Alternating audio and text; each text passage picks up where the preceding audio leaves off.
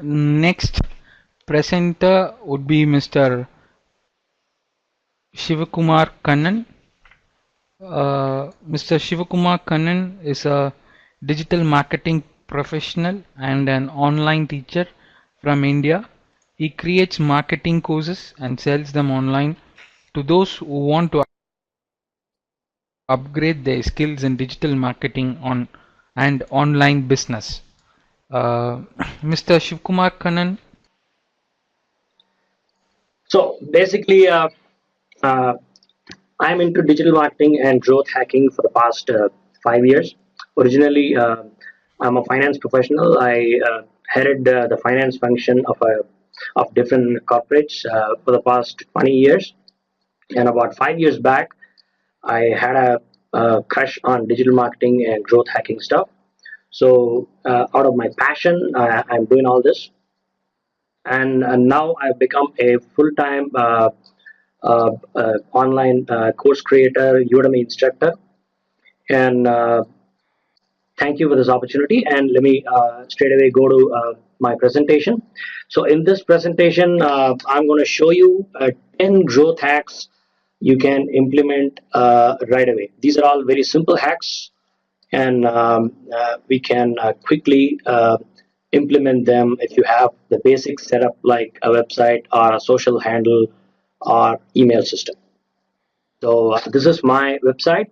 You guys can visit that, and you'll find some videos. Basically, I create a lot of videos and online tutorials. So let me move on to the first slide. So a quick introduction to growth hacking. Growth hacking is basically a process of rapid experimentation. That means you conceive an idea or a growth hack, then you try to repeat that again and again. You test it several times to see if it's really working, and if it's not working, then you move on to the next idea, because not every growth hack is going to work for everyone. So that's what growth hacking is, and this is done across marketing channels and product development. So there are many marketing growth hacks, especially in the digital marketing space, and there are also growth hacks in the product development areas. That is why many engineers and product managers can also be very good growth hackers. And the purpose of growth hacking is to identify the most efficient ways to grow a business. This means the growth hacker has to grow the business as fast as possible, and at the same time at the least amount of cost. So especially the growth hackers are marketers, engineers, and product managers, and the target customers for growth hackers are startup companies or the newly started companies. And they need the growth hacking the most, because they cannot spend a lot of money on ads.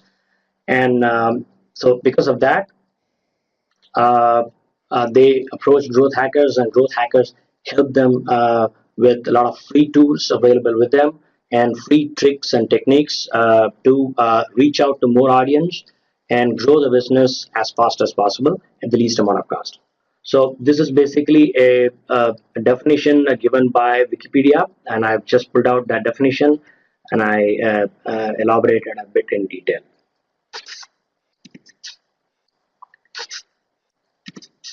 Yeah. So another topic that many marketers and many people get confused about is growth hacking versus digital marketing. Many a times people think that these are one and the same. They are that is same wine in the different bottles, or old wine in the new bottle, or whatever it is. But that's not the case. The main purpose of digital marketing is acquiring and acquiring more customers, and basically building the brand of that business.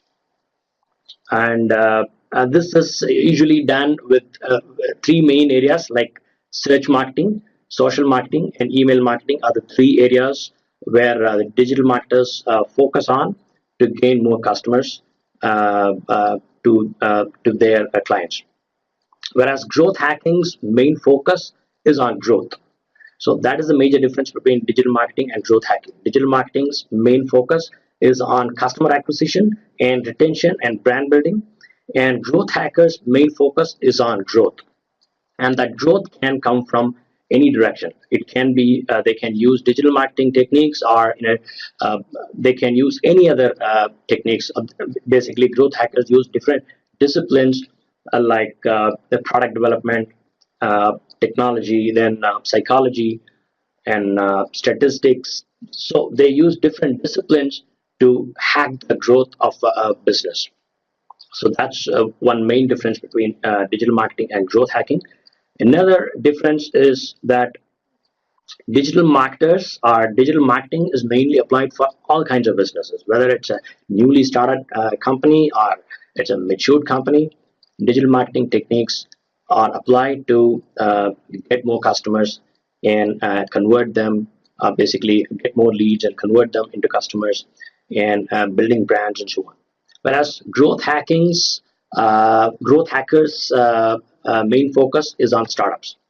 So startup companies are the ones who are applying growth hacks, and that's the second major difference between digital marketing and growth hacking.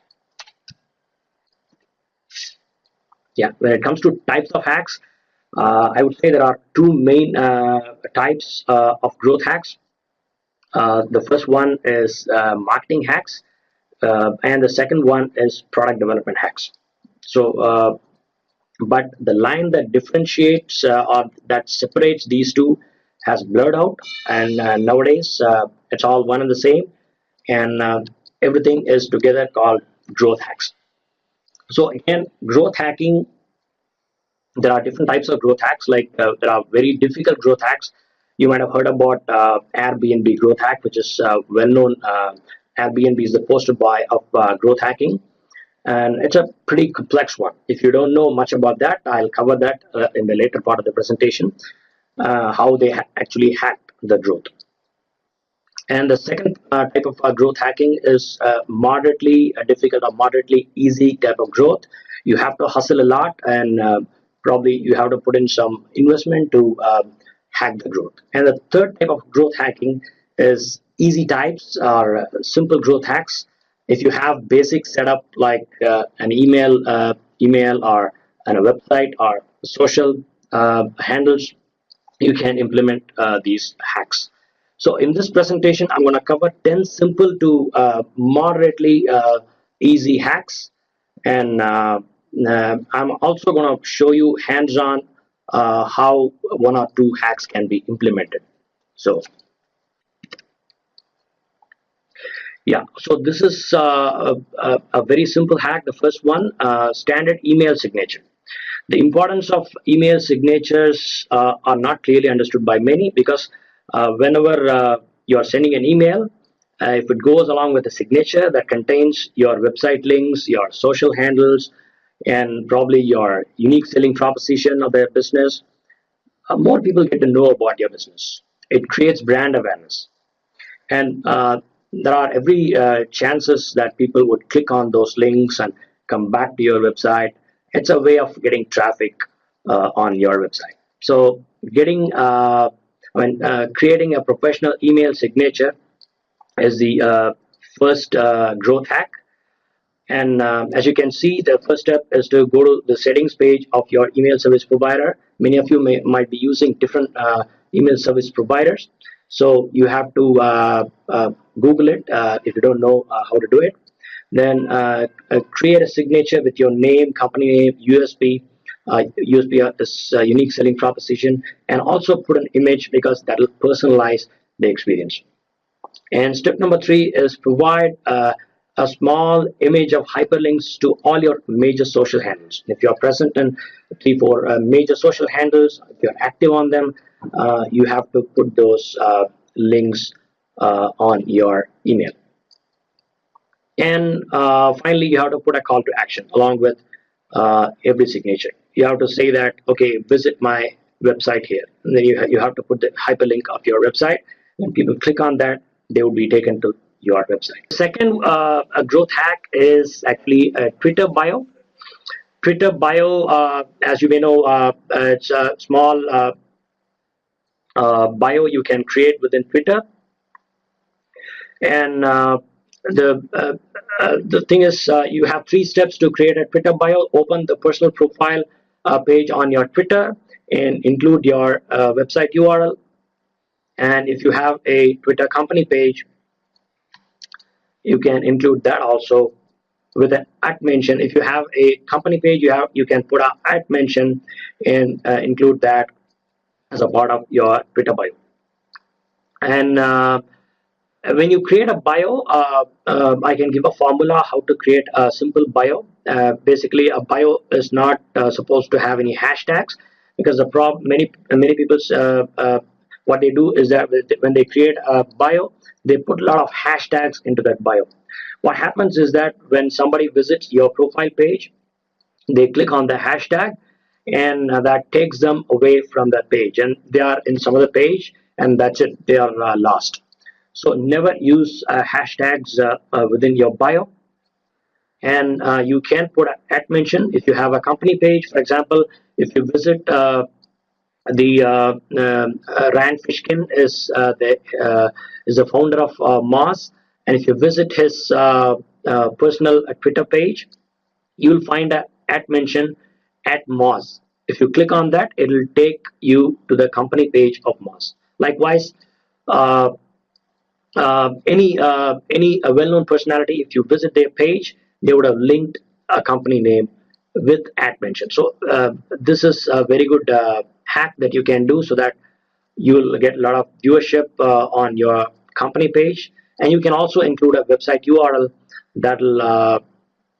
that'll take people to your website. And the formula that I talked about to create a little bio is that it goes like this: I do X uh, to uh, to help Y to create Z. In a sense, I do, for example, in my case, I would say I create digital marketing and growth hacking courses to help entrepreneurs and marketing students to achieve their dreams or goals, whatever it is. So it is a simple bio that I created on my Twitter page, and this is how you have to create a Twitter bio. Basically, it delivers a message to your customers and audience.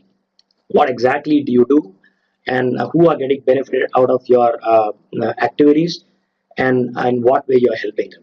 So that's a simple Twitter bio you can create, and you can include website URLs, and you can include at mentions to get more visitors to your page.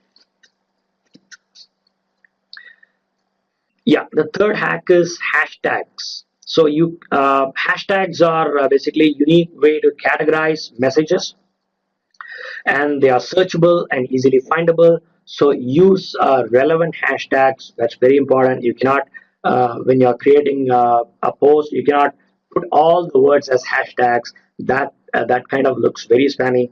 So don't do that. Use only just 1 or 2 hashtags on your social handles. But especially, I've heard some experts of Instagram.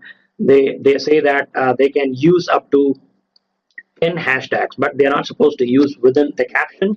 They have to open their first comment and use at least 10 hashtags within the Instagram, and you can get a lot of visitors on your page in Instagram. Otherwise, when you use hashtags on Twitter or Facebook, don't use more than 1 or 2 hashtags, but those must be very relevant. And especially hashtags are pretty useful when you organize any special events or conferences. You create a separate hashtag for that purpose, and you advise all your users to use that hashtag. And hashtags are basically clickable and easily searchable.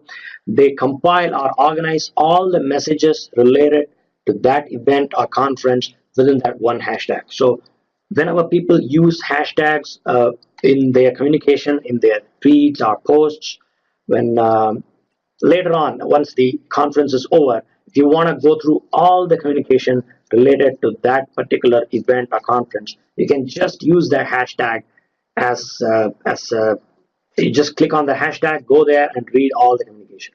So it is that easy. And embedding hashtags is also possible on your web pages, blog posts.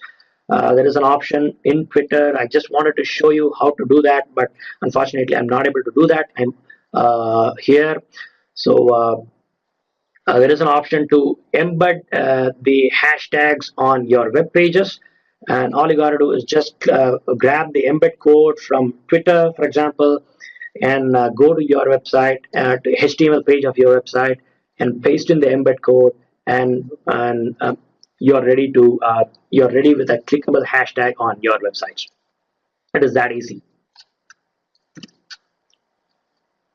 Yeah, my fourth hack is a very simple hack. Always get into the habit of using your name and company name. For example, in my case, I would say Sivakumar Kannan at myebizventures.com. So when I do everywhere, both online and offline, what it does is pretty simple. When I do this consistently, people would be able to relate my name with my company name very easily.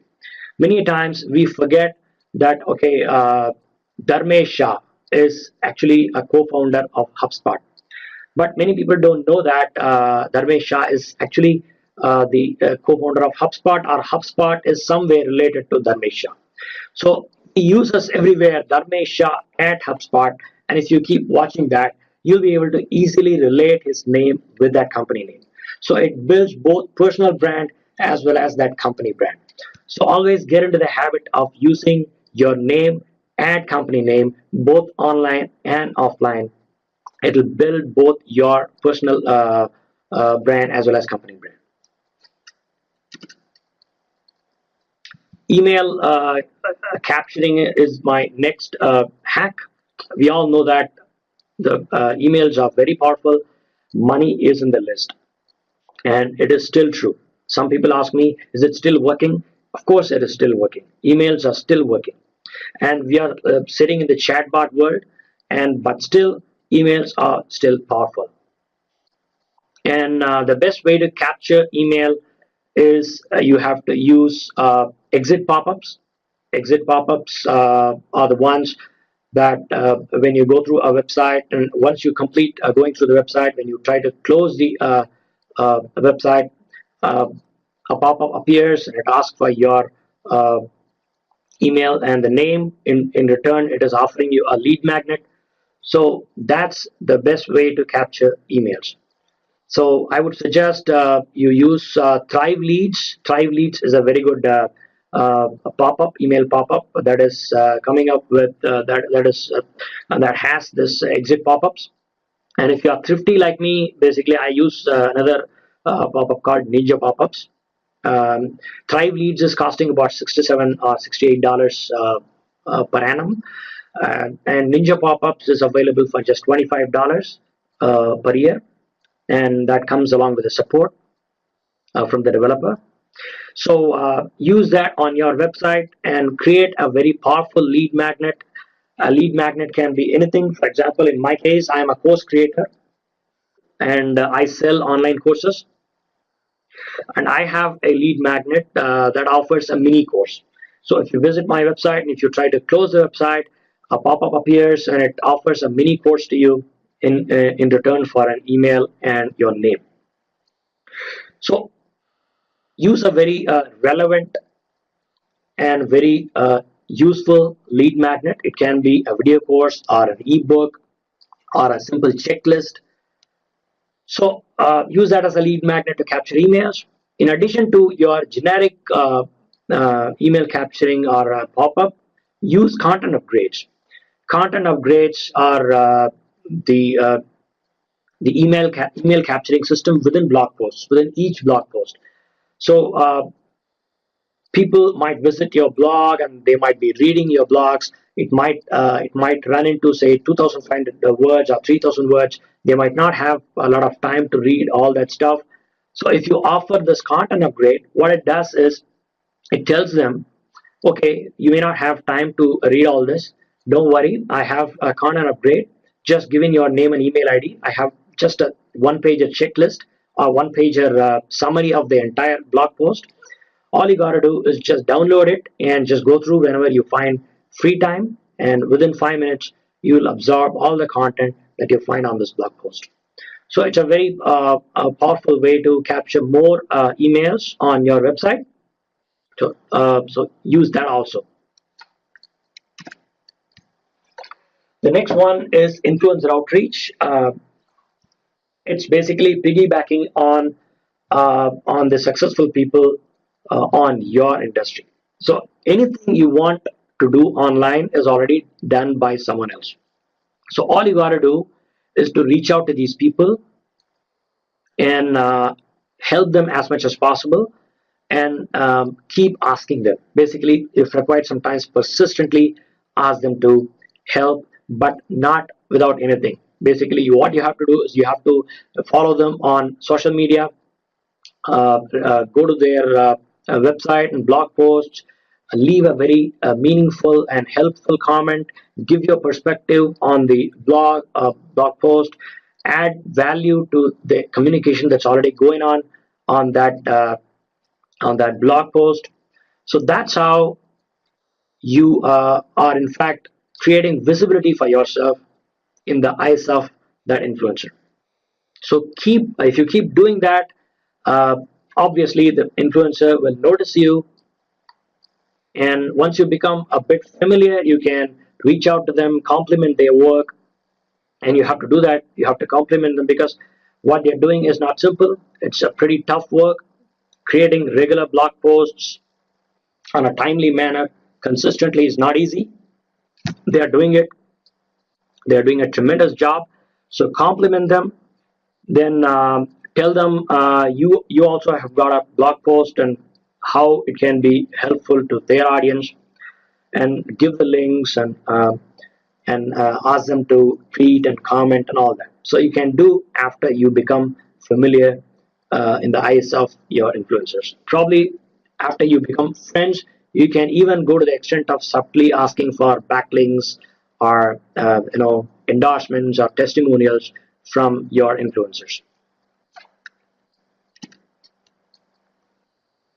Yeah. So providing money back guarantee is my next hack, and especially in this part of the world, people are apprehensive about this offer.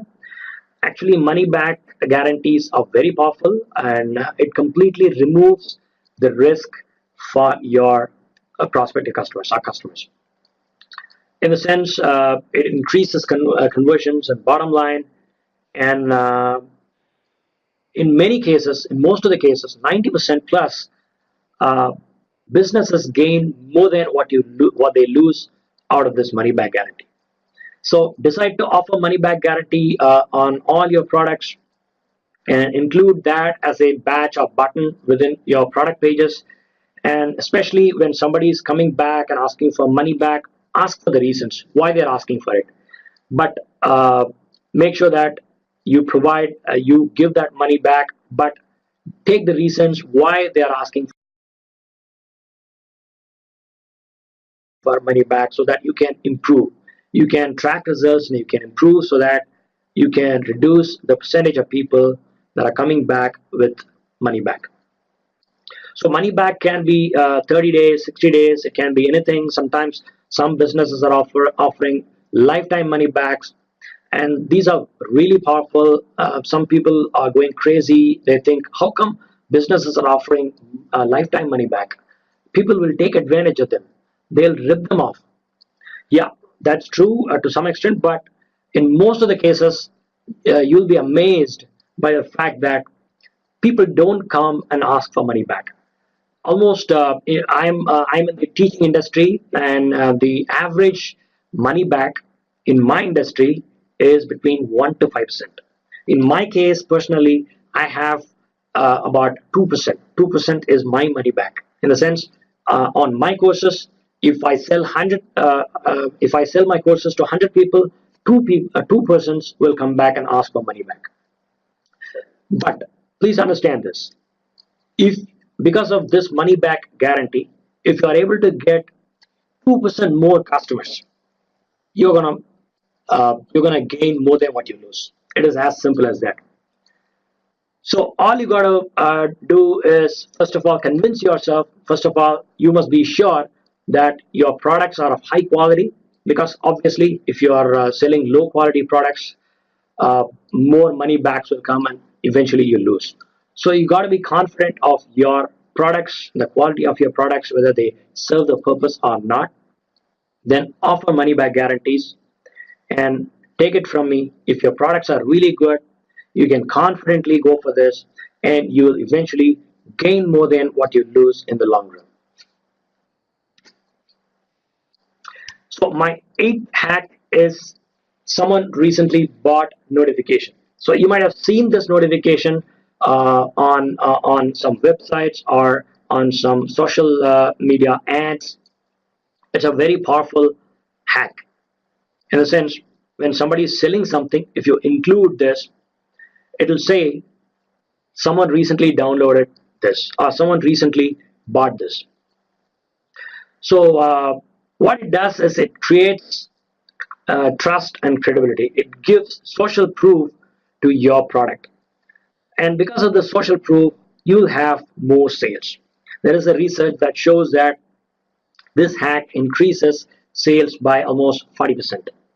So it's definitely powerful. All you got to do, if you're running your website with a CMS like WordPress or Magento or Shopify, all you got to do is just go to Google and search for someone recently bought plus the name of your CMS.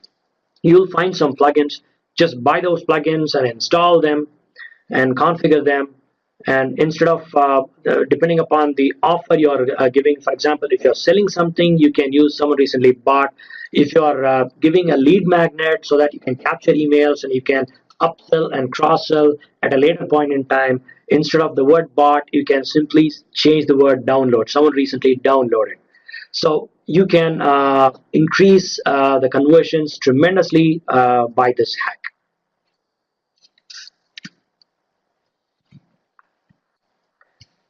So the next hack is target your audience on Facebook. Targeting audience, or especially uh, finding or identifying your audience and targeting them properly on any social media platform, is key to success. If you're not able to target your audience properly, your campaign is going to fail. So there is a plugin called Intelligent Search. It's a Chrome extension. Just install that on your Chrome browser. Actually, I wanted to show you how to do that, but unfortunately, I'm not able to do it yet. But anyway, install this on your Chrome browser and go to Facebook tab. You have multiple options to choose there to target your audience. Choose your criteria and click, and you'll be able to find a very specific targeted audience with the help of this extension. So try this out. If you face any difficulty, you can always reach me on my email ID.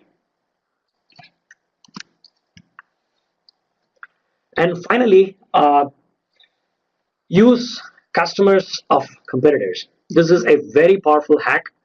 This is what Airbnb did in the initial stages of their life cycle.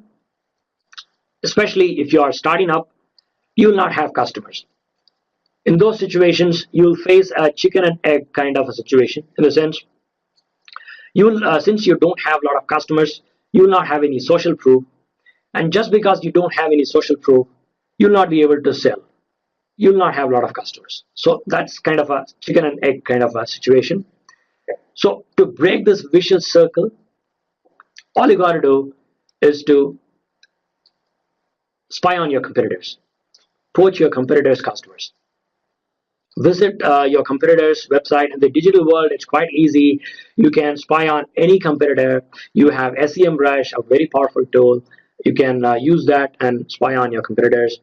Or simply, if you don't have that tool, if you can't afford to buy that tool, you can simply go to the social handles of your major competitors, find who's following them, and start following them, and reach out to them personally and tell them that you've got a better deal, and do that, and you'll be able to pretty soon have a customer base, and pretty soon you can build on that to grow your customer base. And this is exactly what Airbnb did. Especially they post on their competitor. At that time, Craigslist was the competitor of uh, Airbnb.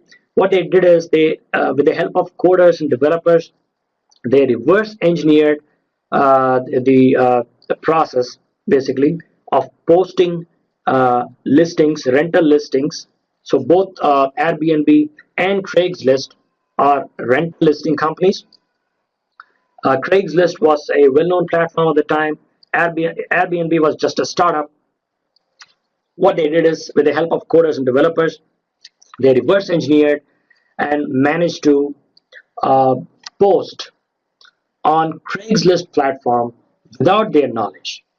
In the sense, if somebody visits Airbnb's platform, they can create their listing and they can hit post, and at the same time they will be able to post on Craigslist platform also without actually visiting Craigslist.